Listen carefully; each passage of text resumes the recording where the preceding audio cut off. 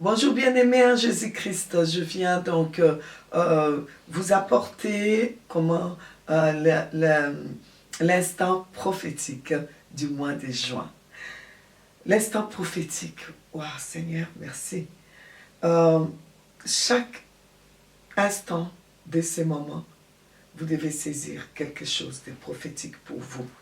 À chaque instant, il y a quelque chose. Ça peut être tout le temps que je suis là avec vous, comme ça peut être que un petit instant ou deux. C'est comme vous allez les saisir. Instant prophétique de ce mois de juin a pour thème les pouvoirs de la promesse. Quand quelqu'un, celui qui ne commence pas par le commencement, n'a pas encore commencé. Donc, nous savons très bien que la vie commence toujours par des promesses. Dieu fait des promesses. Alors, si tu n'as pas une promesse de Dieu dans ta vie, tu n'as pas encore commencé. C'est vraiment important d'avoir la promesse de Dieu. Ok?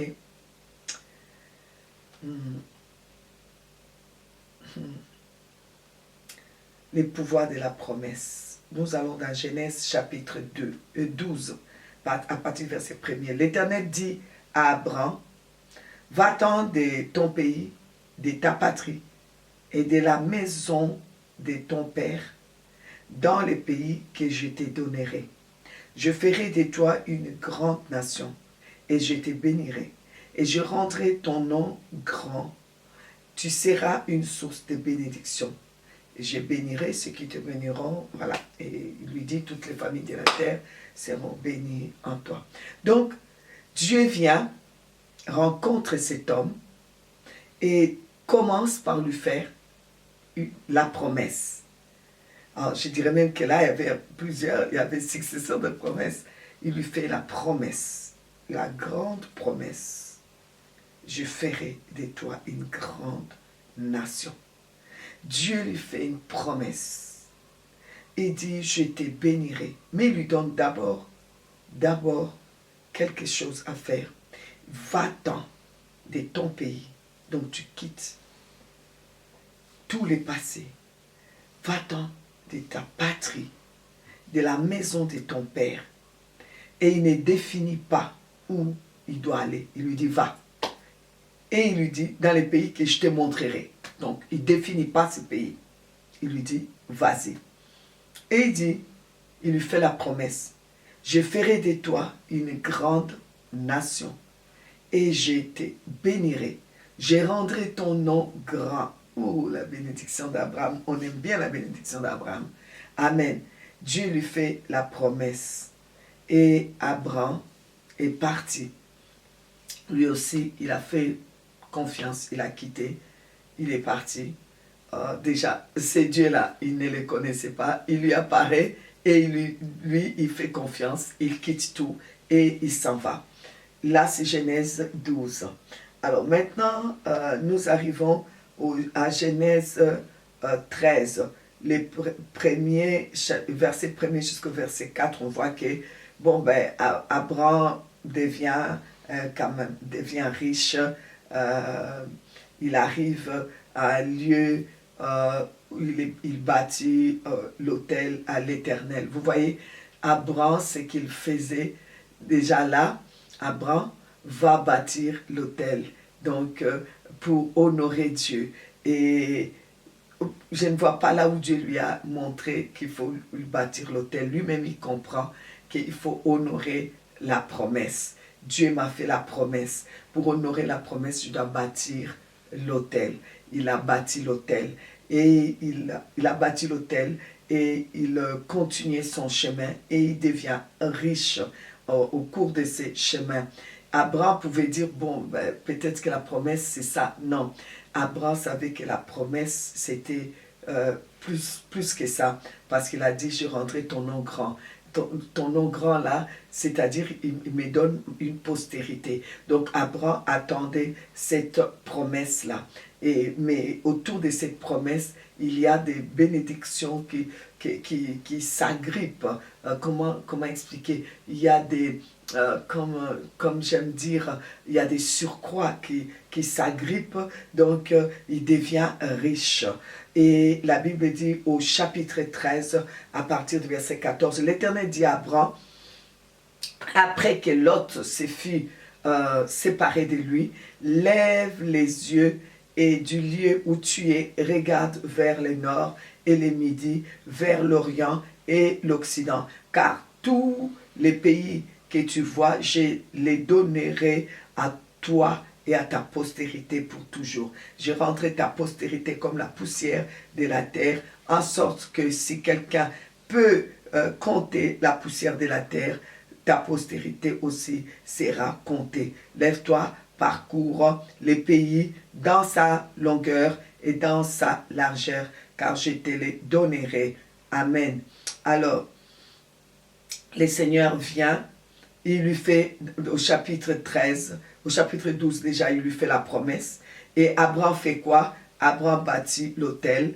Et ensuite, il se passe quelque chose dans le chapitre 13. On voit qu'il vient à nouveau lui faire la promesse.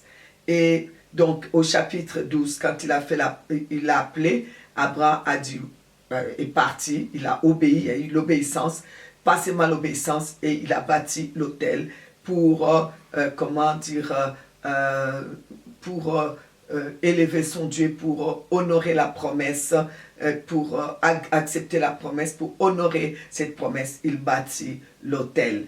Il met donc la promesse en valeur. Il bâtit les autels à son Dieu. Et ensuite, au chapitre 13, Dieu vient, il lui dit, bon, maintenant, il y a tout ça. Donc, un, tu as obéi, tu es parti. Deux, même si tu ne sais pas, tu es quand même parti. Deux, tu as bâti l'autel pour honorer la promesse que je t'ai faite, pour, comment dire, pour célébrer, pour moi, tu as bâti l'autel. Ensuite, maintenant, je vais te demander une chose, lève les yeux. Quand tu as la promesse de Dieu, la première chose, obéis, obéis, obéis. Si Dieu dit, laisse ça, tu laisses. La deuxième chose, il faut être un bâtisseur d'autel. Parce que là, ça veut dire que tu mets la promesse que Dieu t'a faite, tu le mets en valeur. Une promesse mise en valeur, ça va s'accomplir. Ça va s'accomplir. Ne te décourage pas. Sois un bâtisseur d'autel. Un bâtisseur d'autel, toutes les promesses de Dieu deviennent oui et amen dans sa vie. Les promesses de Dieu s'accomplissent toujours chez un bâtisseur d'autel parce qu'il honore déjà le Dieu de la promesse et la promesse. Amen. Alors donc, Abraham, ensuite, quand tu as eu la promesse de Dieu, sache lever les yeux, c'est-à-dire il faut avoir la vision de ce que Dieu t'a promis. Il faut le voir en vision. Vous savez, même une femme, en tout cas une femme qui marche avec Dieu, qui est enceinte, c'est comme une promesse de Dieu. Avant même de porter l'enfant, Dieu va lui montrer l'enfant, la vision de l'enfant, pour que tu fixes cette vision. Et donc, c'est pour ça qu'on dit aux femmes enceintes, une fois que tu es enceinte, c'est comme une promesse. Marche maintenant à l'obéissance avec Dieu et maintenant, commence à bâtir l'autel. Rien qu'avec la grossesse, fais une autel. Seigneur, ça c'est un autel, excusez-moi, pour toi. Et ensuite, lève les yeux. Demande à Dieu la vision. Quand Dieu t'a fait une promesse, il faut la vision. Si tu ne visionnes pas cette promesse, ça va être compliqué. Lève les yeux au lieu où tu es. Donc, regarde vers le nord, vers le midi, vers l'Orient et l'Occident. Donc, tu dois savoir lever les yeux. Tu dois voir ce que Dieu t'a promis. Si Dieu t'a promis, je ne sais pas moi, une femme, tu dois la voir dans la vision. Les feux, docteur Shaw disait toujours, j'aime beaucoup son livre La quatrième dimension, là où il parle de visionner toutes choses. Dieu ne te donnera jamais ce que tu n'as pas visionné. Ce que tu n'as pas vu dans la vision, Dieu ne va pas te donner. Ce qui n'est pas défini dans ta tête, ce qui n'est pas défini dans une vision, ça ne peut pas devenir réel.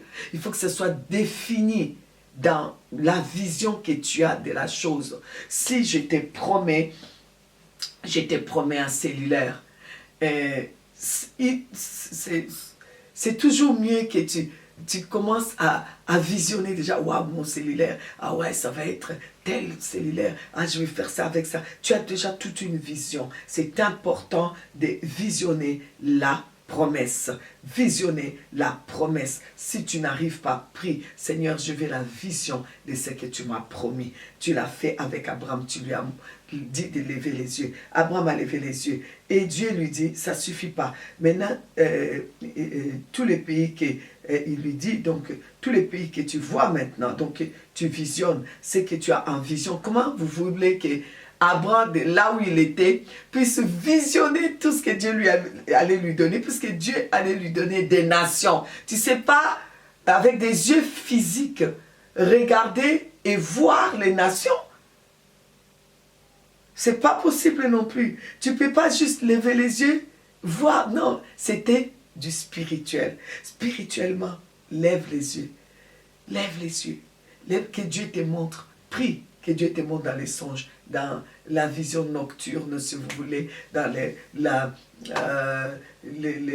dans la vision, oui, la vision nocturne, songe, rêve, ou que Dieu te montre comme ça, en marchant, Dieu te montre ce qu'il t'a promis. Une fois que la promesse, tu l'as visionnée à Dieu, tu es bien parti. La promesse, tu obéis déjà à Dieu, tu t'élèves, tu fais ce que Dieu t'a dit. La promesse, c'est pourquoi tu es appelé à faire sur la terre. Tu rentres dans ce que Dieu t'a appelé à faire sur cette terre. Donc tu obéis à Dieu. Parce que nous avons tous des missions. Commence à faire la mission. Sers ton Dieu dans la mission. Et crois-moi, la promesse, tu vas visionner. Commence à bâtir l'autel dans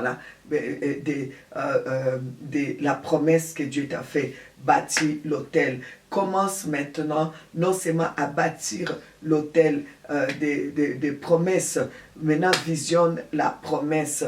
Et quand tu vois, tu commences à avoir une vision de ce que Dieu t'a promis. Tu commences à avoir la vision de la maison que Dieu t'a promis. La vision du ministère que Dieu t'a promis. La vision du travail que Dieu t'a promis. La vision de l'argent que Dieu t'a promis. La vision des enfants que Dieu t'a promis. Et c'est une fille, et c'est un garçon. Et comment l'enfant, tu commences à visionner, même si Dieu t'a promis des enfants, tu n'es pas encore enceinte. Commence déjà à visionner. Visionne, oui, je vais avoir d'abord un fils. Mon fils, je vais l'appeler comme ça. Il va être comme ça. Et finalement, Dieu même va te donner la vision dans un rêve. Prie, Dieu te donne la vision. Tu vois ton enfant. Une fois que tu l'as vu dans la vision, c'est fini. Plus personne ne peut t'arracher ça. C'est fini. C'est gagné. C'est gagné.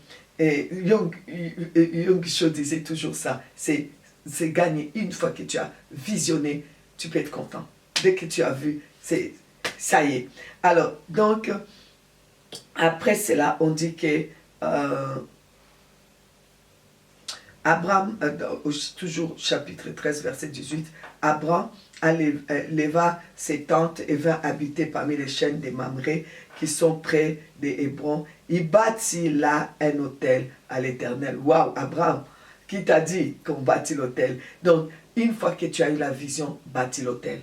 Tu as eu la promesse, l'autel. Tu as eu la vision, l'autel. Ne laisse jamais ta vision sans autel. L'autel vient toujours sceller. Ça scelle la promesse. Alors, ça scelle la vision que tu as eu de la promesse. Amen. Au chapitre 14, le verset 17 et le verset 20. Au chapitre 14.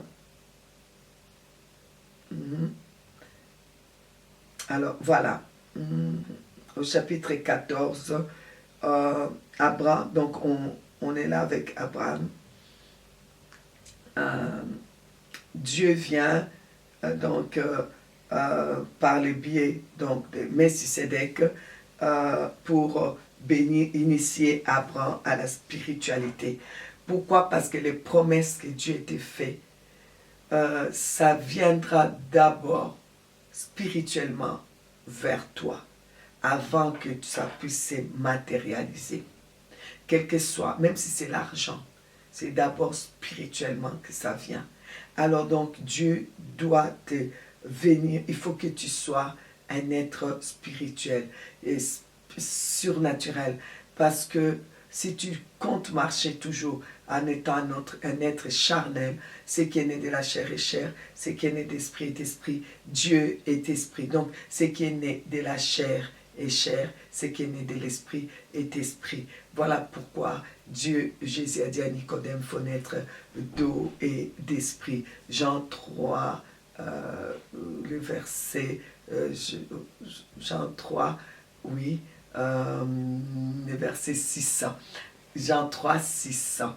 Il faut naître d'eau et d'esprit. Ce qui est né de la chair est chair, ce qui est né d'esprit est esprit. Et dans Jean 4, Jean chapitre 4, le verset 24, il dit Dieu est esprit. Donc, il faut que tu puisses comprendre que ces promesses aussi sont d'abord esprit. Amen. Les promesses de Dieu, c'est esprit. C'est d'abord esprit avant de devenir matériel. Alors, c'est pour cela qu'il est très important que tu puisses comprendre la spiritualité. Quand tu as la promesse de Dieu, sois quelqu'un qui commence vraiment à comprendre la Pâque, la spiritualité qui se trouve dans la Pâque. Tu commences à manger la Sainte Seine. Donc Abraham a reçu des Melchisédek le pain et le vin, symbole de la Sainte Seine, de la Pâque. Alors, vraiment, tu commences à sceller cela avec la Pâque. Oui, tu dresses l'autel pour sceller la promesse, mais tu manges la Pâque aussi. Tu prends la Sainte Seine chaque fois pour sceller la promesse que Dieu t'a faite. Et sache que là, quand Dieu vient t'initier à la spiritualité, il vient te donner une bénédiction par les dieux très hauts. Donc, c'est la rencontre que tu as faite, c'est avec El Shaddai, les dieux puissants. Maintenant, la bénédiction, le niveau de la spiritualité où il t'amène, c'est le niveau très haut, le niveau de la croissance spirituelle pour que tu puisses entrer en possession de la promesse. Donc, il vient, hop, il te met dans cette dimension de Dieu El Elyon. Oui, tu rencontres El Shaddai, mais tu es élevé par El Elyon, les dieux très hauts. Alors, ensuite, nous avons au chapitre 15, on dit qu'après ces événements, il y a eu encore une vision où Dieu vient encore faire la promesse à Abraham et il lui dit ne crains rien, ta récompense sera grande. Il lui fait encore la promesse. En fait, si c'était toi et moi, on aurait dit mais Seigneur, c'est que des promesses, je ne vois rien vraiment s'accomplir. Tu m'as promis et puis bon, Abraham, on voit bien que lui aussi, c'était un peu bon. Écoute Seigneur, jusque-là c'est bien, je suis toujours en bonne santé, bon, je suis riche, tu m'as quand même comblé là, c'est bon. Je pense que laisse tomber l'histoire que je vais avoir un enfant. J'ai Eliezer ici, bon voilà, c'est bon, béni Eliezer, et que je puisse avoir par lui voir cette promesse de postérité à grandir. Dieu dit non, non, non, non, ça sortira de toi. Abraham dit, je suis vieux. Depuis que tu me fais des promesses, là, le temps passe là. Donc, moi, je suis d'accord, maintenant je suis quand même bien. Non, non, non, Dieu dit non, non, non, c'est pas ça. Regarde encore les ciels, regarde maintenant les étoiles. Ce n'est pas n'importe quelle postérité que je vais te donner. Arrête d'aller prendre Eliezer. La postérité que je te donne, c'est comme les étoiles. Vous voyez, ce sont des étoiles. Amen. C'est pas n'importe quoi. C'est pas n'importe qui. C'est des étoiles. Dieu, la promesse que Dieu t'a faite, c'est la promesse qu'on dit, c'est étoile, ça brille, c'est fort, c'est extraordinaire. Et là, il va lui dire, maintenant tu vas lever les yeux. C'est les étoiles que tu comptes. Essaye si tu peux compter les étoiles. C'est pour dire que les enfants d'Israël là, Israël là, c'est l'étoile, ça brille. Quand on parle de quelqu'un, oui, il a l'étoile vraiment qui brille. N'oubliez pas que Dieu a promis à Abraham que sa descendance, c'est des étoiles, c'est vraiment des étoiles qui brillent, c'est des étoiles qu'on repère. Voilà pourquoi quand Jésus-Christ est né, les mages ont vu l'étoile de Jésus qui brillait très fort et qui les a conduits. Regarde le ciel, et ce n'est pas n'importe quelle postérité que je vais te donner. Pourquoi tu veux prendre Eliezer? Vous savez, quand Dieu nous fait la promesse, c'est tellement extraordinaire, c'est quelque chose de fort, c'est quelque chose qui brille. Et souvent, on veut se contenter, les temps passent et puis on se contente de ce qu'on a, on rabaisse, on prend au rabais la promesse de Dieu. Non, non, non, non, non, non, non. C'est la promesse de Dieu, c'est l'étoile, c'est pas n'importe quoi. Et on dit qu'Abraham a eu confiance à Dieu après ça. Donc, et cela lui fait imputer à justice. La confiance que tu fais à Dieu, c'est la justice qui s'accomplit. Alors, au verset 9, il va demander donc à Abraham de prendre, de faire alliance avec lui. Je vais dans Genèse chapitre 15, verset 18. En ces jours-là, l'Éternel fit alliance avec Abraham et dit, je donne ces pays à ta postérité depuis les fleuves d'Égypte jusqu'au grand fleuve, au fleuve d'Euphrate. Donc voilà, ici, là, il lui fait, donc, il définit finalement ce qu'il va lui donner, les terres qu'il va lui donner, et qu'il va donner à sa postérité qu'il n'a pas. Il n'a pas encore cette postérité, mais cette postérité, Abraham l'a déjà vu dans la vision. Il a levé les yeux, Dieu voulait qu'il voie et les pays et la postérité. Et il lui a déjà montré que cette postérité, c'est pas n'importe quelle, c'est Israël, quoi. C'est pas n'importe quoi, c'est Israël. Voilà. Et donc, c'est l'étoile, quoi. Donc, voilà. Et donc, c'est pas Eliezer, ça brille, c'est plus que... Et c'est plus qu'Eliezer. Donc ensuite, il va lui dire qu'il va lui donner, il va maintenant définir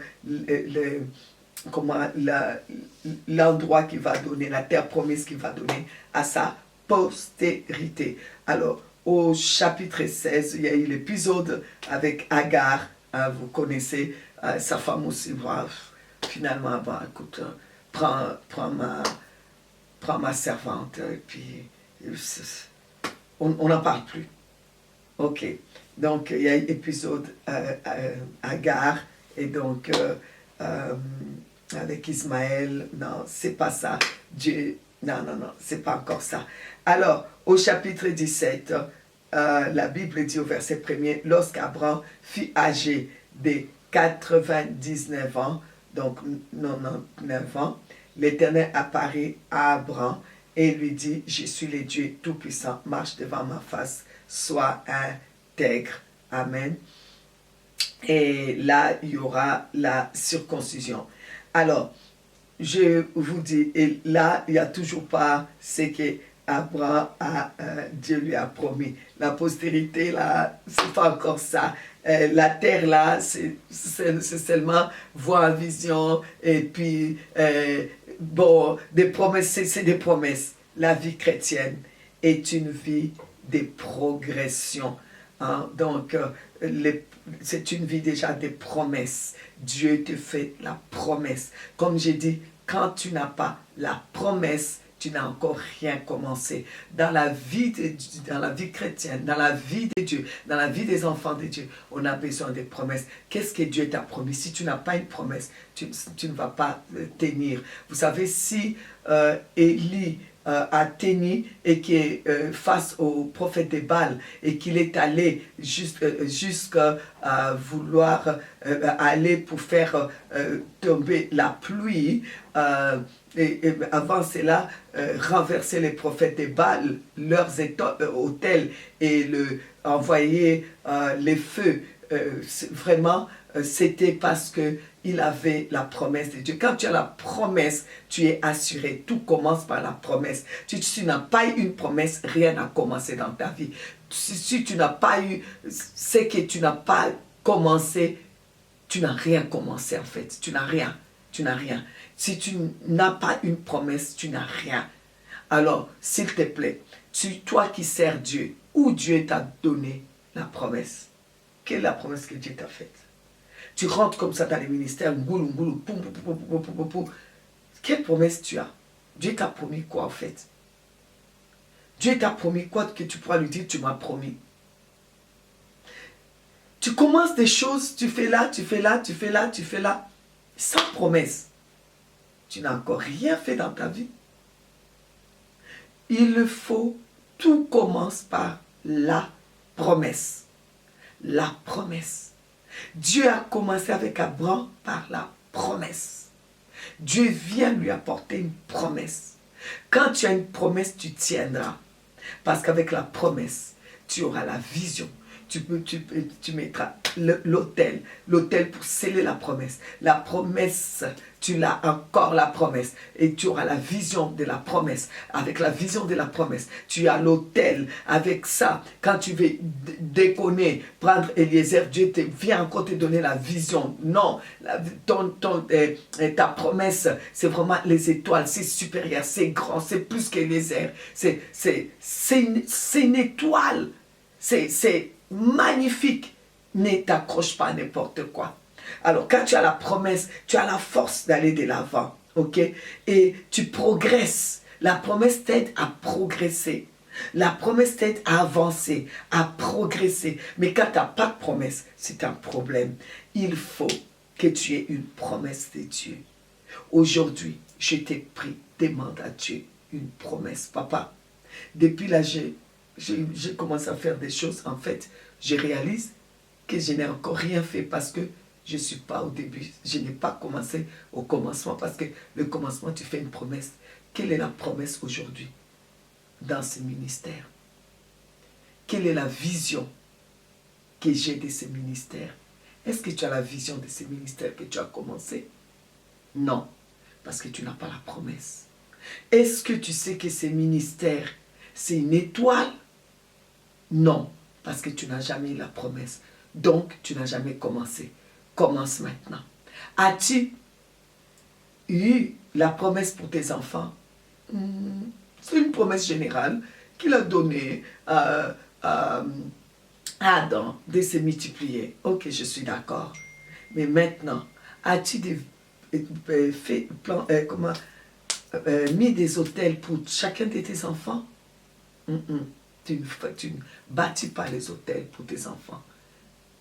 Les Juifs bâtissent les autels pour chacun de leurs enfants, même s'ils en ont 100. Est-ce que tu as déjà pris la Sainte Seine pour chacun de tes enfants en appelant tes enfants avec la Sainte Seine de Melchisédek au nom de Dieu très haut pour que tes enfants soient élevés? Non. Est-ce que tu as déjà eu la vision de Dieu pour chacun de tes enfants? Est-ce que tu vois ton enfant? Tu l'as vu bébé. Est-ce que tu l'as vu à 5 ans, à 10 ans, à 30 ans, à 40 ans? Et quand il est papa, quand elle est maman, quand elle travaille, quand elle a fini quand elle a son diplôme? Non. Alors il est temps. Parce que ce que tu n'as pas comme promesse, c'est un problème. Ce que tu n'as pas eu en vision, c'est un problème. Et ce que tu n'as pas visionné, c'est un problème. Et ce que tu n'as pas visionné comme étoile, c'est un problème. Amen. Alors, voilà pourquoi l'instant prophétique vient vous amener à commencer au commencement par la promesse. J'ai eu la promesse que Dieu m'a appelé. Il a dit, tu seras un parfum de bonne odeur pour les nations. Je ne connaissais encore rien de ce Dieu-là. Il est venu me promettre que je serai un parfum de bonne odeur. Je n'avais jamais quitté même Kinshasa. Il m'a dit, je serai le parfum de bonne odeur pour les nations. Je ne connaissais aucune autre nation que ma nation où j'étais né. Quand tu as une promesse, tu commences. Et il m'avait promis un mariage. Un mariage avec un Européen blanc. Il me l'a promis. Il m'a promis mes enfants. Alors que c'était impossible pour moi. Et même impossible déjà de rencontrer ces blancs, si vous voulez, européens. C'était là où j'étais, dans mon quartier à Limité. C'était déjà, et puis on nous élevait, nous les filles, dans des parcelles où les murs, où on met les murs autour. Donc c'était pas évident. Même pour aller saluer une copine, il faut demander la permission. On te donne des 30 minutes de telle heure à telle heure. Il faut que tu sois là à l'heure, autrement c'est terminé. Soit, donc j'avais cette promesse de Dieu. J'avais cette promesse. Et comme j'avais la promesse, j'ai progressé parce que j'avais la promesse de Dieu. Et je ne savais pas qu'il fallait bâtir des hôtels. Que Dieu bénisse ma maman spirituelle, maman Marceline, qui m'a appris qu'il fallait bâtir l'hôtel, qu'il fallait faire des offrandes. L'hôtel, c'est faire des offrandes à Dieu. Je faisais des offrandes. Chaque fois que j'ai donné une offrande, que ce soit à l'église, chaque fois que j'ai donné une offrande, que ce soit à un ministère, je l'ai donné pour mes futurs enfants. Je l'ai donné, j'avais pas encore, mais j'ai donné pour mes futurs enfants. J'ai donné pour mon futur époux. J'ai donné pour les ministères qui m'avaient dit qu'il va m'envoyer des nations à nations pour lui, pour être un parfum de bonne odeur. Vous voyez, quand tu as une vision, quand tu as une promesse, tu auras la vision. Parce que c'est quand j'ai la promesse que j'ai commencé maintenant à visionner. J'ai commencé à visionner, j'ai commencé à avoir ça dans la vision et à donner les offrandes par rapport à la vision et remercier le Seigneur par rapport à la vision. Amen. Et ensuite, Abraham va faire, ça va être série de, donc comment on dit, ce qu'on appelle la maturité, parce que tu vas devenir mûr, parce que Dieu ne peut pas accomplir une promesse dans ta vie qui t'a faite avant que ça devienne vraiment une réalité, si tu n'es pas mature. Parce que, comme je vous ai dit, Dieu est esprit. Ses promesses sont c'est esprit. Donc, c'est pas seulement pour que tu prennes tes enfants et puis après, ça y est, ça s'arrête là, charnellement, comme les chiennes ont des chiots, comme tous les païens qui ont des enfants. Non, il veut que tes enfants soient des étoiles, soient différents. C'est pour cela qu'il t'amène à une étape de maturité surnaturelle, spirituelle, pour que tu comprennes que ces enfants-là sont en lui, que tu dois les lui confier, que tu dois les former, qu'ils doivent servir Dieu, que toi et tes enfants, tu dois bâtir ces enfants comme des ministres, comme des ministères pour ton Dieu, tu vois. C'est ça. Donc, c'est pour cela qu'il t'amène à la maturité. C'est vrai, je me suis mariée, ces problèmes s'est posé. Je me suis mariée, mon mari qui me dit, oui, moi j'ai un problème de stérilité. Ah, mais j'avais la promesse, ça pouvait m'aider. C'est ça qui m'a aidé, parce que j'avais la promesse. Je lui ai dit, Dieu va nous donner. Ah, il m'a ri au nez. Mais bon, on avait ces problèmes-là. Je pouvais me décourager, dire, mais moi, il m'avait promis. Et j'avais vu mes enfants. Et j'ai fait des offrandes. Et j'ai pris la Sainte Seine. Comment c'est possible que je vais me marier maintenant? Et la personne qui m'envoie est stérile. Vous voyez? Et c'est simplement parce que Dieu, c'est qu'il veut te donner dans une maturité spirituelle. Oui, depuis que je suis à l'église, ce n'est que des promesses. Je donne ma dîme, je donne mes offrandes, et je fais ça, et je sers Dieu, et je ne vois encore rien. Mais Dieu veut te donner, sa promesse là, veut l'accomplir dans un état où tu seras mature pour comprendre que c'est spirituel. Car Dieu est esprit. Voilà pourquoi toi-même, il a dit, je l'ai dit dans Jean 3, 6, pour nous parler de ce qui est né de la chair et chair, ce qui est né de l'esprit est esprit. Hein? Amen. Donc, voilà, Dieu veut vraiment que tu sois esprit, que tu sois mature spirituellement.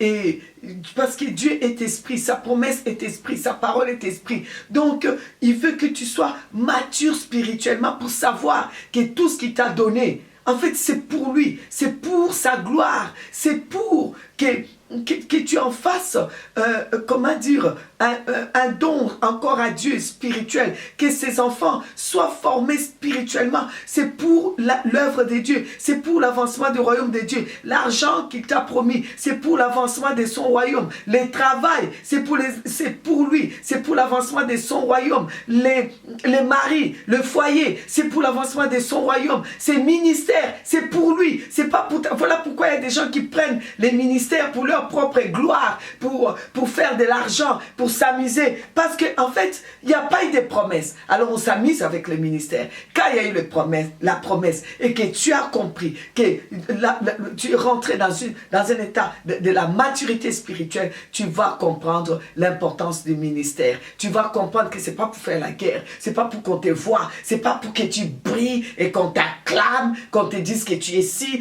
que tu es devenu. Non, non, non, non, non. Tu sais que c'est un engagement pour l'avancement du royaume de Dieu. C'est spirituel. C'est pour l'avancement du royaume de Dieu. Voilà pourquoi ensuite Dieu a fait alliance avec Abraham pour dire que maintenant tu dois comprendre que tu me donnes. L'alliance, ça veut dire tu me donnes ce qui est à toi et moi je te donne ce qui est à moi. C'est un genre, c'est pacte. C'est pacte.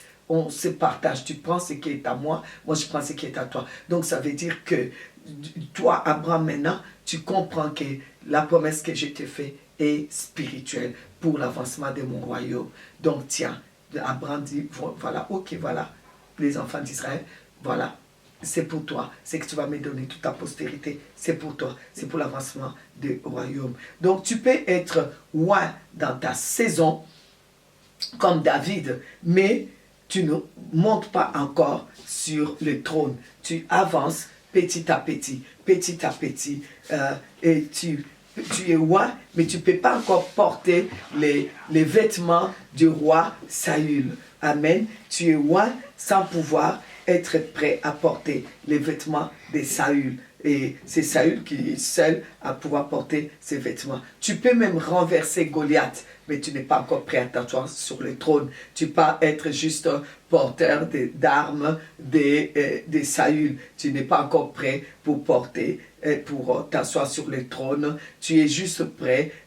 Oui, tu as renversé Goliath, tout le monde t'acclame, mais tu n'es pas encore prêt. Donc tu dois encore comprendre que le siège là, de la royauté, c'est pour l'avancement du royaume de Dieu. Tant que tu ne l'as pas compris, tu vas l'apprendre. La vie chrétienne est faite avec les étapes.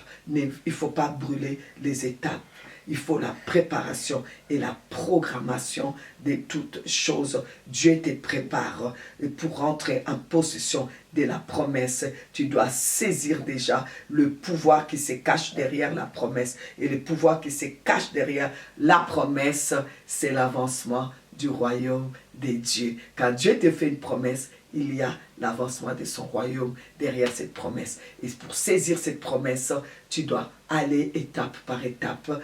Tu dois aller l'étape où déjà tu acceptes d'obéir à Dieu et où tu deviens un bâtisseur d'autel. C'est lui qui donne les offrandes, qui bâtit les autels avec ses dîmes, avec ses offrandes et des offrandes sacrificielles et qui bâtit, qui renforce la promesse avec la Sainte Seine et qui, on a dit, c'est un repas d'initiation à la spiritualité et qui est le repas de la Pâque et qui la Pâque elle-même est un pouvoir surnaturel pour devenir enfant de Dieu, pour grandir spirituellement. Donc voilà, alors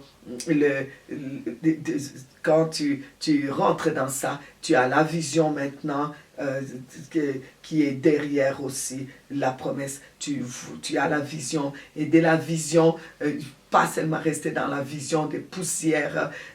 Il faut maintenant que tu puisses te dire non, c'est pas seulement des poussières. Il faut que la vision maintenant soit claire, que tu vois que c'est quelque chose de profond, de grand, de puissant. Donc tu vois les étoiles. Et c'est à 75 ans que Dieu, à 75 ans que Dieu a fait la promesse à Abraham. Et c'est à 99 ans qu'il vient encore refaire la promesse. 24 ans après, c'est là que Abraham va voir son Isaac. Isaac est une promesse surnaturelle. Isaac est surnaturel. Abraham l'a compris quand Isaac est né. Voilà pourquoi il est allé sans hésitation aller sacrifier Isaac, parce qu'il avait compris. Il avait compris que c'était surnaturel, cette promesse-là. Et il a compris que la postérité que Dieu lui donnait, c'est surnaturel. Voilà pourquoi nous sommes là. Voilà pourquoi ça continue. Voilà pourquoi nous irons au ciel. Voilà pourquoi nous vivrons éternellement au ciel. Parce que cette promesse d'Isaac était surnaturelle. Que Dieu nous bénisse. J'espère que vous avez compris cet instant prophétique parce que c'est très profond. À écouter, réécouter, c'est très, très profond. Que Dieu nous bénisse. Amen.